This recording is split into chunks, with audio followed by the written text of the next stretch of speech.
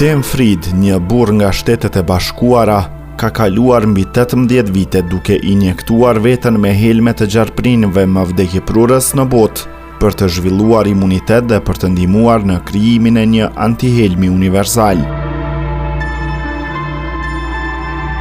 Antitrupat e zhvilluar në trupin e tij janë testuar në kafshë dhe kanë treguar mbrojtje kundër dozave fatale të helmeve nga 13 prej 19 llojeve të rrezikshme të gjarprinëve. Ky zbulim shihet si një hap i madh drejt një trajtimi që mund të mbrojë kundër shumë pickimeve, ndryshe nga terapitë aktuale që janë specifike për çdo specie.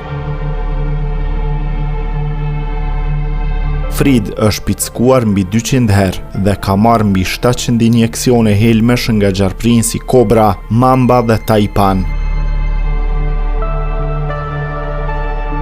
Përkundër rreziqeve dhe komave të përjetuara, ai thotë se motivimi i tij është shpëtimi i jetëve në vende ku mungojnë trajtimet efektive.